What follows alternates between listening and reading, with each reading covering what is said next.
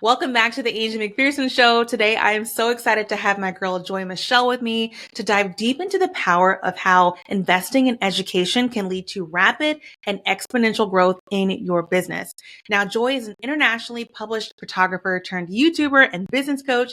She's also a mom of two, a course creator, the host of the Call to Both podcast, and the founder of Photoboss. Joy and I have both been in business for over 11 years, and today we're sharing how investing in various forms of education, whether it's courses, memberships, or coaching, has shaped our entrepreneurial journeys.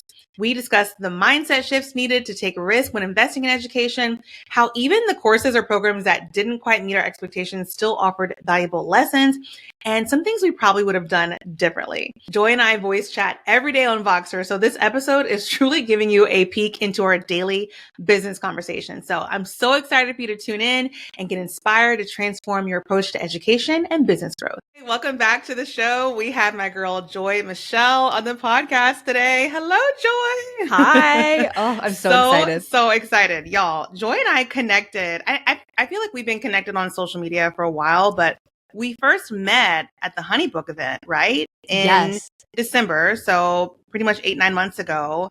And we connected there and we somehow made our way to Voxer.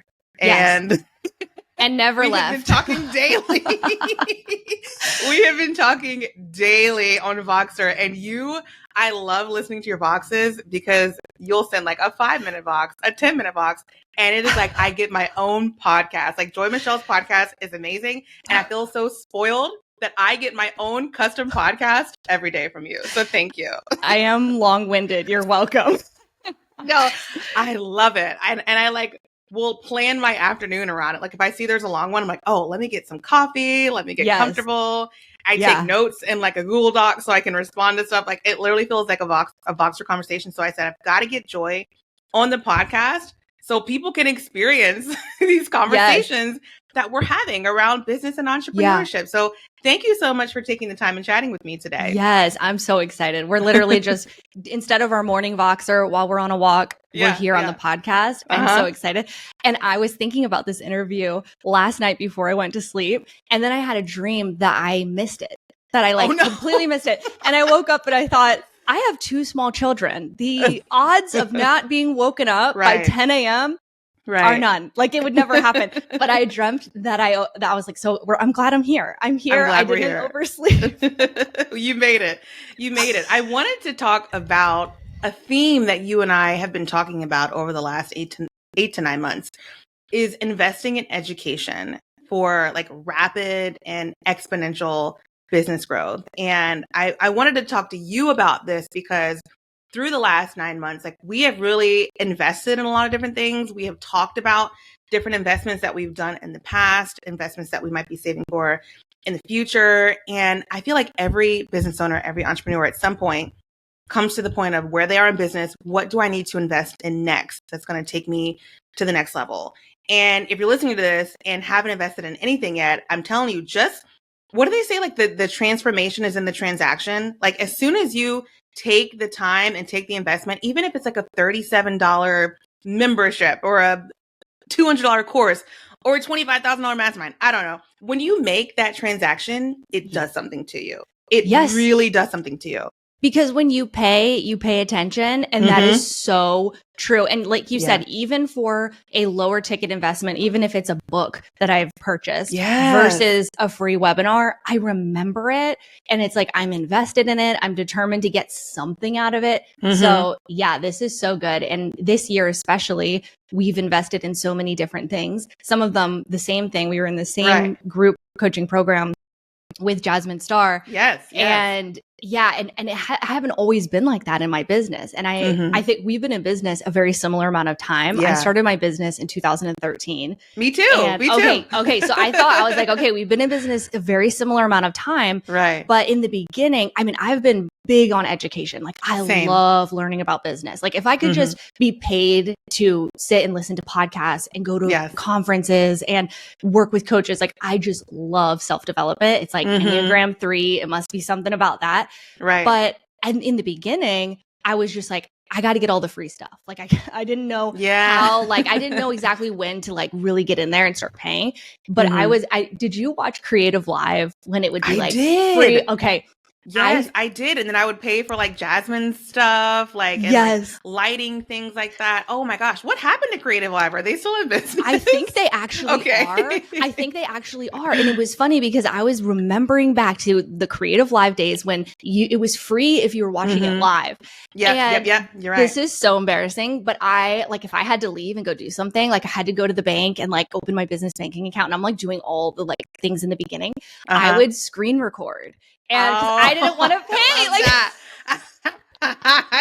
I love that. That's genius. Like, what was I doing? And I did eventually buy some of the programs, like Sue Bryce, Jared Platt, like really learned how to edit on Lightroom from Creative Live. Yes. But like, gosh, I did learn so much from that platform. It was so good for like the diversity and what they offered, like editing, lighting, marketing, like all different types of topics. And you could, have any type of business owner, any type of photographer at the point that was teaching that you could learn from. Like, I think that was a genius business model that they would say, hey, you can watch this for free. But if you want to watch at a later date or get the upgrades, you have to pay. Like, that's a genius business model. They had me hooked. I was hooked. And that's how I found Jasmine Star and just continue to grow with her. And then, it would evolve. Like eventually I would buy books and then eventually workshops and courses. And it's like you slowly work your way up. And I don't know if that was the same for you, but I feel like I was a little bit reserved in the way that I invested. Yes. And now I feel like I invest very differently. Of course, my business looks different, but each one of those things, I feel like every time I would invest something or I would, step out, go to like a workshop, I would see this like you have this like growth that's like kind of slow and then it'd be like a jump. Yes. And then it would be like kind of slow and then it'd be this jump. Yeah. And I think it's like I was slow on the uptake for that one, but like eventually I realized I was like, man, I got to keep investing and stretching myself and investing in myself, not just as a photographer, but I got to figure out like, how am I going to step into this like entrepreneurial role and really be thinking about like sales and marketing. You're so right. I want to pause what you just said. Thinking outside of just being a photographer, like thinking as an entrepreneur, because we get into photography. Like when I got into photography, it was like, oh, I want to, take photos and meet people and blah, blah, blah, blah, blah. Like it was just very like service based, love my passion, like not really immediately thinking about the business side. But as soon as I started to really invest in, photography programs and business programs and programs for systems, it's like once you develop those skill sets and you pour into that, you really start to shift out of what you do exactly, whether it's photography or graphic design or a real estate agent, whatever. You really start to think bigger as an entrepreneur. And once you shift that mindset from your service or your product to being a business owner, that is when the rapid growth really happens. Yes. I remember a moment I applied for like this free seat at this workshop and wrote this like really compelling like essay about how I needed to be there, and I was chosen. And I was like, oh wow, this is it. Yeah. And like the one time I ever won anything, and God was like, you need this. Like you need to go and learn that there's more than just like passion and posing that goes into all this. And so it was called like, I think the business fundamentals of photography. And I mean, sitting down and like talking about pricing and marketing and brand position and client experience, my mind was blown. Like, I was just like, okay, if this is going to be what I want it to be, I can't just be a really good photographer. Like, I'm gonna also have to like figure out the numbers and strategy and business. And but it was exciting, and I think that was such a gift, truly like a gift, because it was a free seat. But like that really helped me to see like, ooh, this is what's on the other side of paid education.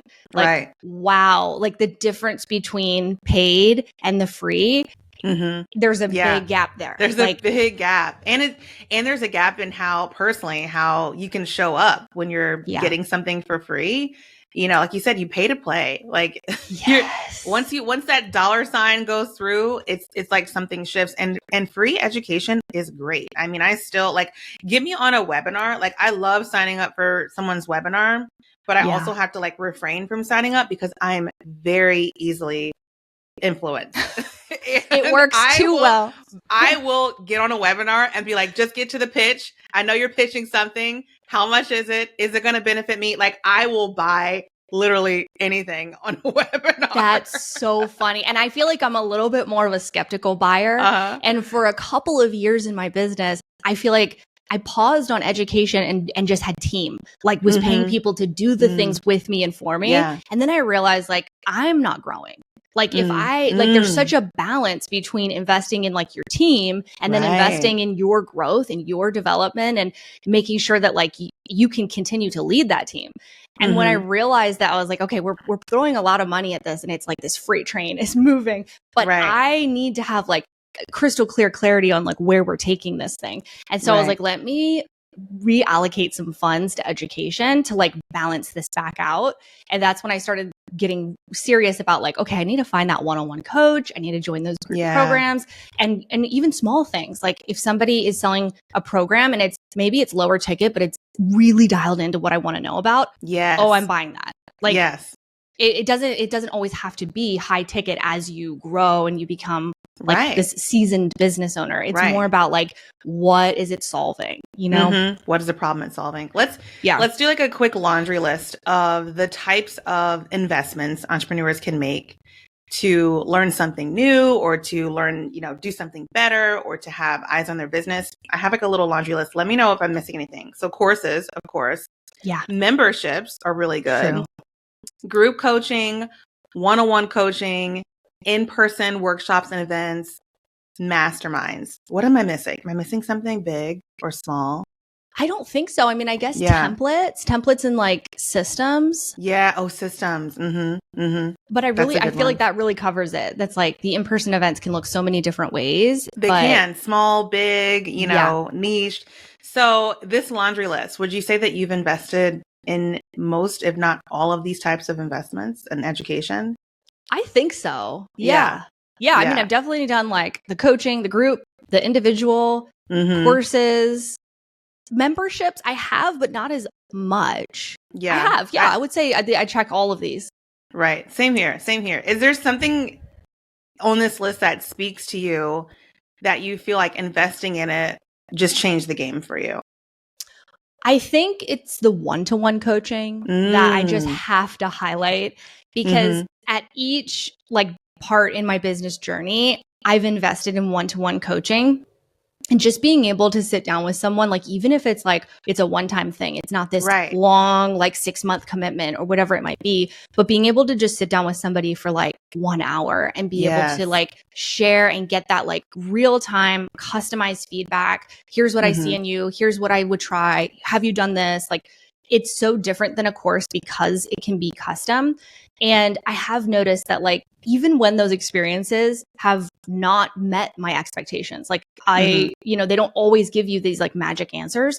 There's still this like growth that comes from it because you still do get so much insight by talking to the people that you look up to and by getting that mentorship that every time, whether the answers were what I was expecting or not, I can see, like, especially upon reflection, I'm like, wow, this, like, that led to the next thing. Like, whether it was what I was expecting or not, that led to the next thing that gave me the confidence to do X. And then being, putting money and saying, like, I want to receive mentorship. At the same time, I think for both of us, and I think this should be like a standard for entrepreneurs, I'm thinking, how am I going to make this money back? Yes, like, that's the first thing I'm thinking. Like, how am I going to make this money back? Like, and that's like, you start thinking differently when you're like, okay, this cost me, $500. Like, how am I going to go make $500 this week? Like, it's just, you're starting to think so differently. And then that alone is like such a tool, regardless of the education. It snowballs because once you realize that you can invest in something that will help you and that you have a product or service that you can monetize to make that investment back, just that muscle that you're working out to do that is just it's going to snowball. It's going to get bigger and bigger and bigger. I remember when I first started investing in education, I think maybe the first couple of courses I did that were like close to $500 was probably Caitlin James, Jasmine Star. And at that time, that was probably 9, 10, 11 years ago. Like that, I was like, my eyes were wide open when I would see the webinar and be like, oh my gosh, $497, like that's insane. And I would look at it and be like, okay, how can I make $497 this week? Mm-hmm. And the like I said, the muscle it took to work that out. It's like, okay, now I'm seeing something that is, you know, an in-person event for $1,500 plus flight, plus this, plus hotel, da da da da. Well, I quickly turned around that $500 last time. Let me get motivated to turn around $2,000. Oh, light bulb, I've got a brand new offer that I can, you know, offer to people. And then that offer is now in my skill set. And it's just like the muscle that you keep working out. It's like and this isn't just to say, go throw your money out so you can figure out how to make it back. No, we're talking about investing in valuable education or coaching or some sort of support in your business that can also help you to make more money over and over and over again. Mm-hmm. Yeah, I completely agree. Like, it's not like just to put the money out there so that you have this like return feeling. But to your point though, I feel like it is always going to feel like a stretch. Like whether it's at any point in your business, I feel like my eyes are, I thought in the beginning I would stop having that like wide-eyed moment. Like eventually when I'm making more money and when I'm more successful, I'll be able to hire like the $8,000 coach and it won't hurt so much. It doesn't happen. Like there's always risk. There's always that feeling of, am I going to be able to make this back? Or is this going to be what my expectations are? And like, it doesn't go away. And I think that that's fascinating because that's entrepreneurship. Like there are risks. And I don't think if you're looking for an investment where you're like, I'm minimizing all risk and I have this like guarantee, then you're looking at investment in education the wrong way. Like you have to decide it's going to work for you. You have to decide it's going to be a win regardless of what I get when I log into that portal. Like now when I buy stuff, I get to see it as a consumer. I think it's really important as well to like step back into the shoes of someone who's buying something, who's going through a customer journey, who's like, I've learned so much even from like failed education investments because I can see like, oh, wow, like this did not meet my expectations. Okay, what could have made it better? And how can I make sure I do that for my clients and my customers? Like, how can I make sure that like they never feel that gap, that it fell short or that I just went quiet for this many months or I had this promised thing that never came through? And I think like everybody's had an education story of like something where you're like, I thought this course was going to change my life and it didn't. But I think if you choose to see every investment in your business as a lesson, and like, or multiple lessons in there, then you're like, you have to win. Like you have to, because you're seeing every angle of that investment and like what it can teach you. And I've learned probably just as much from the bad investments as I have from the good investments. And it's like, it's how I've put together my own offers is like, this is the parts I love. This is what I didn't. I thought I was going to have more access to this coach. I got to make sure my students have more access. Like, it just, it's how we put all this stuff together. And it's important to stay in the buying place sometimes. I think we get so far removed. It's like, sometimes you got to go get your picture taken to feel like how these people feel. It's so uncomfortable. It's so hard. And I think it's same with really any purchase. I love that. That's such a good example of, like you said, turning in a quote unquote failed investment into something great and learning from it. I invested in a mastermind a couple years ago, and it was a 5-figure mastermind. It was probably the most I'd ever spent. And I didn't really feel good going into it because of the promise. The promise was surrounded by everyone launching something at the same time. And so I knew that I was not in a space to launch something at that time. I was going through health issues, all that stuff. And I was like, let me just dive into this so I have it. I can watch the replays when I'm ready. Yeah. No, that was the worst idea because I was kind of like watching on the sidelines while everyone was doing their thing. And then 6 months later, I'm watching the replays and I don't get the same, hype. I don't get this, the support's all gone. The Slack channel is gone. The Facebook group is gone. And so I kind of learned from that when creating my own, offers. Like if you're going to do something like that, where everyone is on the same page, like make sure everyone is on the same page. Like I kind of wish as a consumer, I would have thought about it a little bit longer and said, you know what, now is probably not the right time for me, but I'm definitely going to do it next year. And so I think even just having those conversations, like if you are offering education with your audience and letting them know, oh, this is, done with you, done for you, or we're doing this live, or you can watch this anytime. I feel like I see a lot of people struggling to put that content out there as far as the deliverables and the promise, and it can kind of, put a bad taste in someone's mouth. So I didn't take that and say, oh, what a waste of money. Like that changed a lot for me, and that changed how I show up for my audience. If it's live, if we're hosting this live, I'm going to let you know, like, let's go week by week. Let's do this together. If it's not, I'm going to let you know that. And I feel like that helps with showing up where people, like showing up where they are, like where are they? Where do they want to be? Where do they want to go? Is this truly for them? Because not every investment is for you. And especially not at, the right time. Maybe, someone listening to this is saying, I really want to get into having like a one-on-one coach. And maybe they're not at the space where they might not be ready for that. Maybe they need to have a few more things happening in their business as far as specific revenue coming in or systems in place. Maybe they're not ready. Maybe they'll get on the one-on-one call and be like, oh, I'm not ready for this level of education. I'm ready for maybe a small group, maybe where we're all on the same page together. We're trying to get to this next level. Or maybe I need to actually just finish that course that I bought 5 years ago that I never opened. Oh my gosh. Do you ever have those? Yes. Sometimes I go back to the course graveyard. At one point I put all of my logins, all the downloads and tools and guides and things that I had purchased over the years into Notion. And I realized like how much there is there and how much you could go back. And even if you did watch that course before, you're a different business owner this time. Like we're facing different issues. You're going to hear it in a totally different way. So like even going back and like seeing it as like a library of resources, like I will go back and reread a book. So why not go back and even look at recordings from a coach? Like if you've worked with a coach in the past and they had recordings, those are great to go back to. You're like hearing things that they're saying. You're like, I didn't know what you meant by like, like it's fascinating when timing is so important. Like you were saying, like season and timing of the investments is everything. And that like, to that point, I think one thing that I did wrong is for a few years, I wasn't setting aside intentional money for education. And so I feel like I missed opportunities because then I would be looking up to people, and I like to follow like a very small handful of educators really, really closely, like absorb all their stuff, watch, their YouTube videos or their podcasts and like be a student of them. Like instead of listening to like 30 people, I'm like, I'm just going to pick like one or two for like a season and just get everything that they have. And then they'll open doors to something. And I'm like, this sounds amazing, but I didn't set aside the money for whatever it is. Like it could be a retreat. It could be a challenge, like a paid challenge or something. I'm like, this actually could be so helpful for me.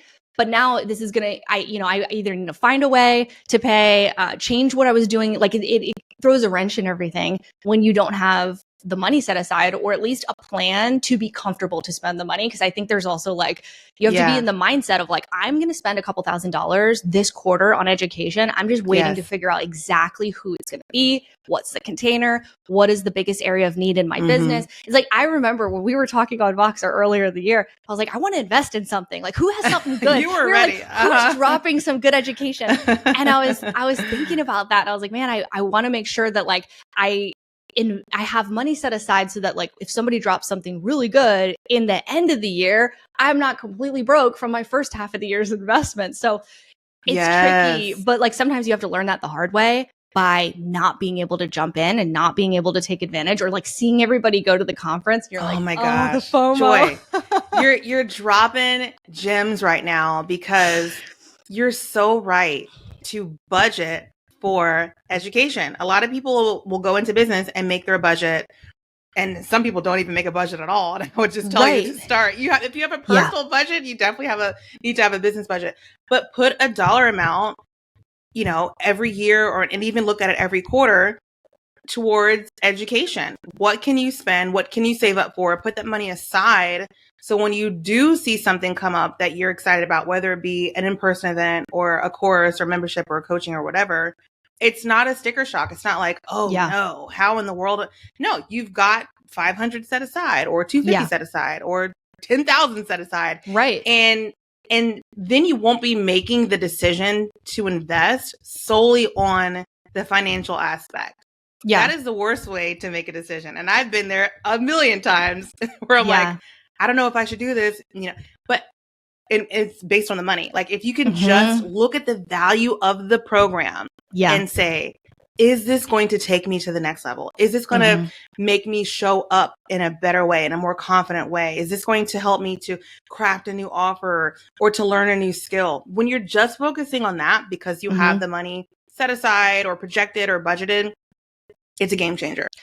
It is. And like you're saying, you're able to look at like, what's the value? Like, who am I going to meet as the benefit of being in this group? Like, how am I going to meet, like you literally, when you're getting in these rooms, you're able to like see into other people's businesses and meet your future like business friends and your mentors, like peers. Yeah. And there's like, almost, it's really hard to quantify that, but also you can't see those benefits when you're just sitting there looking at like the punch list of like how many calls and how many, like how many times do I get to talk to the coach? And it's really hard to see things objectively and have like true perspective when you don't have the money saved. And it's like, so it's tricky. But I mean, I will also say like, there's been times when it did not actually, maybe like half the time, when it did not make sense. Like and I would just be like, okay, I think I'm going to hire this coach, like to my husband. And I was like, okay, like how much is it? And he's like, oh, all right. Like, how is that going to work? And I'm like, I'm going to have to make it work. Like, I'm just going to have to, like, we're going to find a way. I guess I'm going to be launching something. I guess I'm going to be pushing my own stuff. Like,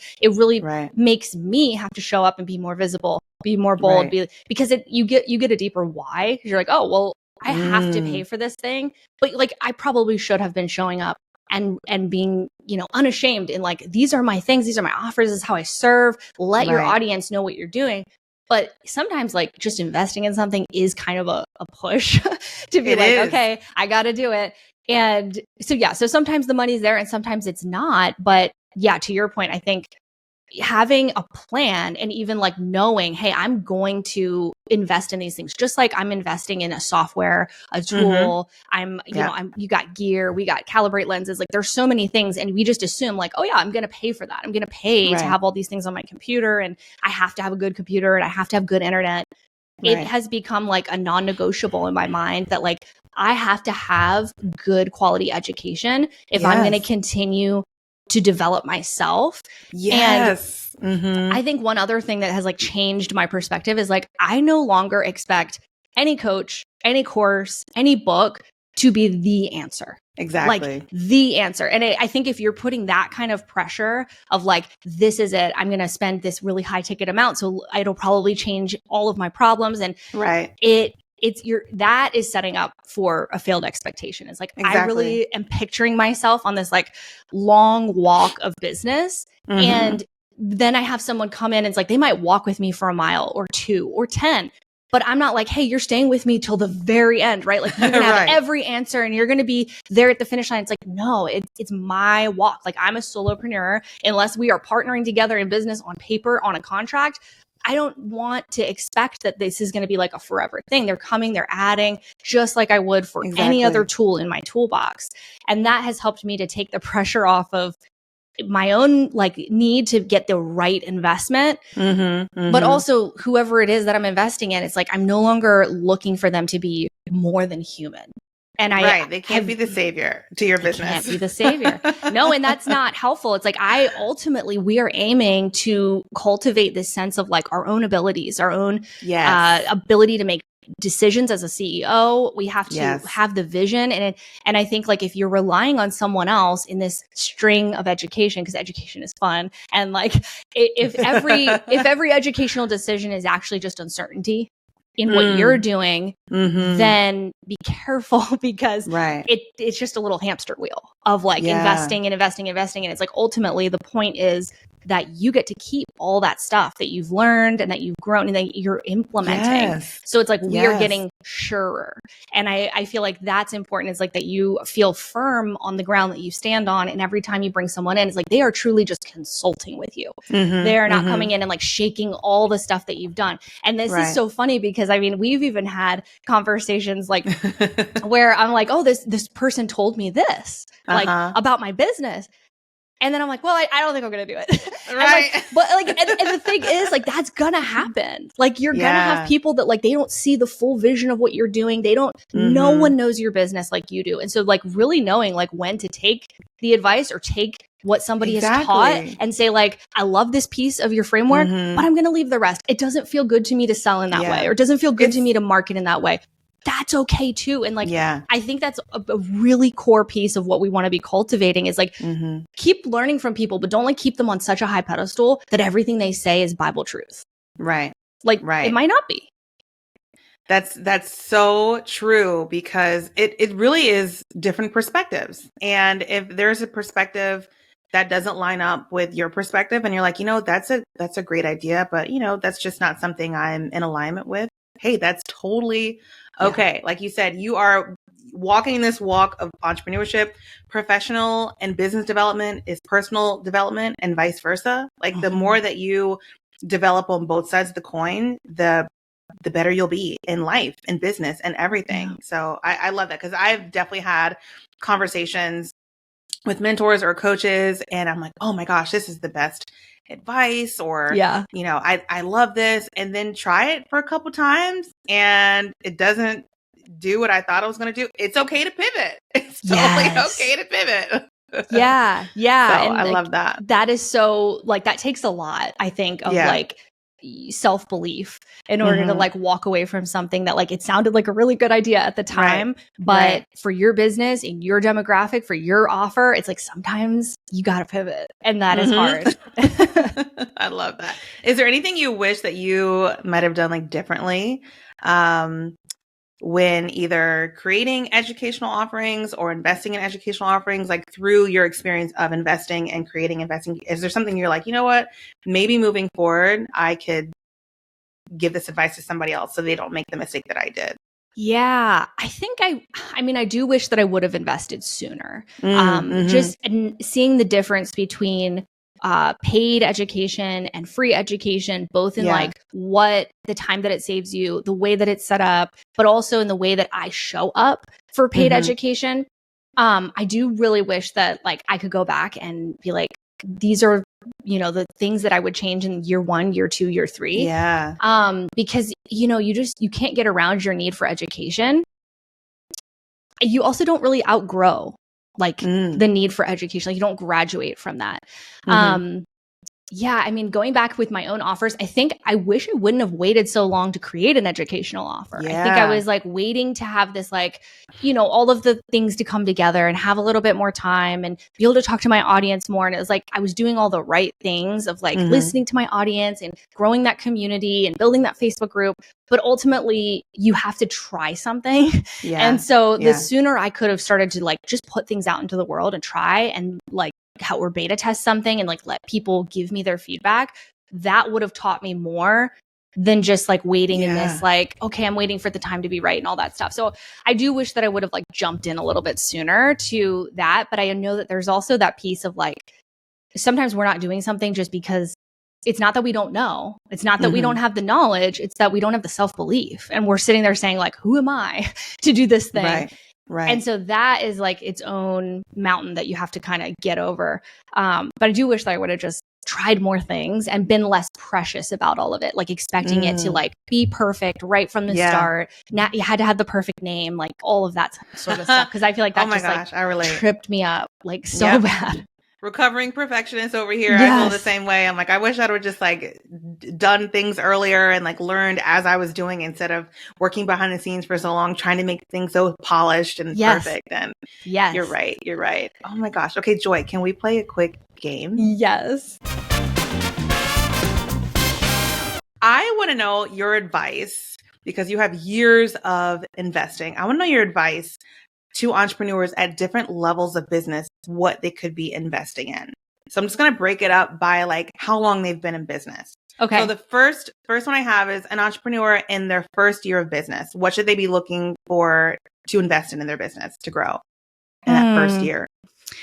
I mean, just in my own experience, like being able to talk to someone who's living the business and the life that you want, whether that is they have a course equivalent of that, or they might be able to like mentor you. Like I actually shadowed my wedding photographer, like when in the beginning of my business, and I was able to like work for her for free. Like I just went to her house, I worked for free. But I think that like just being able to like, how can you get close in proximity in any container to the person who's doing what you think you want to be doing? Because it's like, that's when it's like apprenticeship. You really need to be like getting a sight line into their business in really any way. I think that is like, that would be the first thing I would do. I love that. I agree. At my first year as a photographer, I was second shooting. I was going to Caitlin James's house and mentoring under her. So like cool. I was just like, how do I get close to the people that are doing the thing? So I love that. And definitely, like you said, it could even be just a course from that person. Like if you're trying to pick up a skill, like in that first year of business, you want to master that skill. Like before you even think about, I mean, and simultaneously master the business side of the marketing, but like you need to master that skill to grow. So I love that. What about someone in 2 to 5 years of business? 2 to 5 years, I think, is when marketing and your systems start to become so important that like, if you don't have the reliable marketing system and you don't have a way to bring people in consistently and then have some systems so you're not like running around crazy trying to do everything yourself, then that's going to become the bottleneck. So I think those are like those two focuses that come out in like year 2, 3. Love that. Love that. Okay. Next up is someone in 5 to 10 years of entrepreneurship. 5 to 10 years is, I think spot. It is, I think, really getting mentorship so that you can grow your mindset and you can grow your team.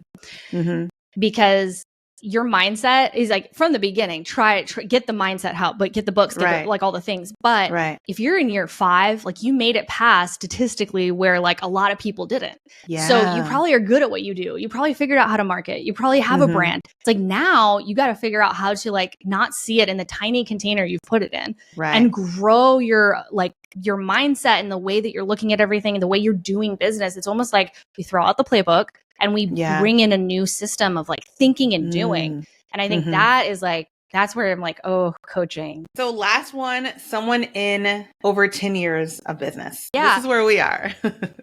I would say at this point, like it really depends how you've invested up until now. So it's like super specific to like, okay, have you checked all the boxes leading up until now? And then for me, like that really all I can say is like, it's really like a rotation of all of the things we've mentioned. So what I start to see is like, I look back and I'm saying, oh, we've got like there's like leaks in the boat. Like something's happening over here. Like we've got to work on visibility marketing. Okay, then I'm going to get this program. Or now I'm realizing I have a money mindset block. So I'm going to get my money mindset coach. So I feel like it's very like, it's just like, you grab the pieces that you need when you need them. But really making sure to like build those like peer relationships too. Yes. Because I've noticed like that's huge. And I also think like at that 10-year mark, man, like some people, they start like, I don't know what it is about the 10 years. It's like that 7-year mark in marriage where like some people aren't making it past. And it's there's a part in business where I'm noticing that like some of these like veteran entrepreneurs are dropping out. And I'm like, we need each other. Like, it's like if you've been in business that long, you've lived through eras and different economic times, like there's so much that changes. And I think if you're going to make it another 10 years, you have almost like you need your people and like to lock arms and not feel like you're in this little echo chamber by yourself. So yeah, I hope that answers your question. No, you're exactly right. Entrepreneurship can be lonely, especially when you have been doing it for so long. And like you said, you see people drop off. And I hate to see that because I'll be thinking about someone that I used to maybe like go to coffee chats, have coffee dates with like 6 years ago. And I'm like, what is this person doing? I wonder, I haven't even talked to them. And like their Instagram is gone, their website's gone. And I'm like, what happened to this person?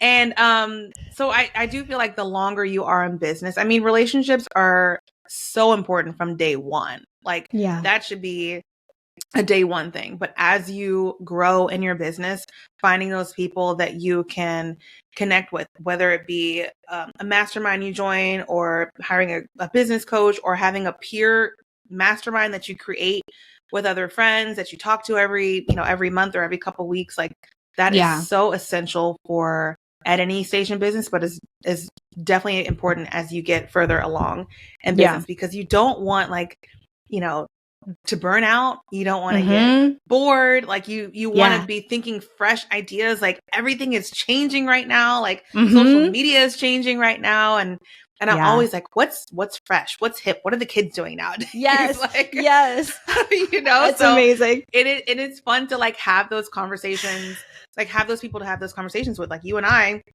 was talking to you a couple months ago and I was like, girl, these TikTok people, like these people on TikTok that have this niche where that's all they talk about. I'm like, not saying I want to do anything to that now, but it's good to be able to have those conversations with where we can be like, that's cool. Or also, Angie, calm it down. Do not go be a TikTok girl.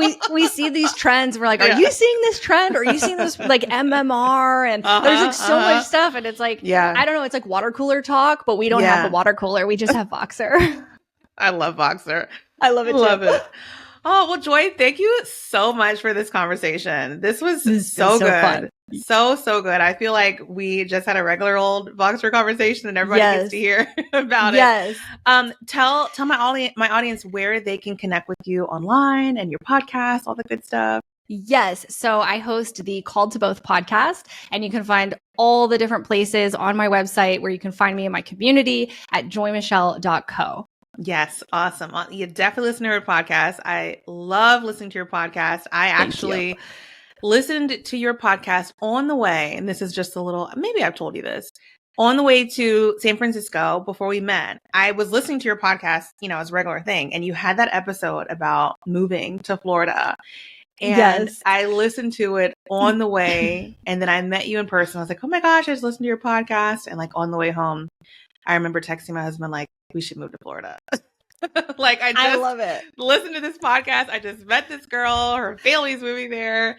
And now that's the type of thing that we are talking about for next I love year. it. So thank you for just sharing that. Like that podcast episode, like changed everything for me. Oh my gosh. That is just a shout out to you. Make sure you guys listen to her podcast. She has so many good just topics, like just diving in deep to, business, motherhood, all of that stuff. So thank you for doing what you do. Well, thank you so much for having me. This has been so fun. Yay. All right. Well, I'll talk to you on Voxer in a couple minutes. Yep. I'll talk to you in 5 minutes. Hey, friend. Thank you so much for tuning into the Angie McPherson Show. I hope this episode ignited a fire within you, motivating you to take bold and inspired action. As a gift for listening, I've created a free download of my business toolkit featuring all the essential tools and apps I use to grow my business. Just head over to angiemcpherson.com/toolkit to get your copy. If you haven't already, please consider subscribing and leaving a rating or review wherever you're listening. And if you're feeling extra generous, sharing the podcast with a friend goes a long way, and I am truly grateful for your support. For any resources and links mentioned in today's episode, make sure to check out the show notes. Keep moving forward, friend, as each step takes you closer to your goals. I'll catch you next week for another episode.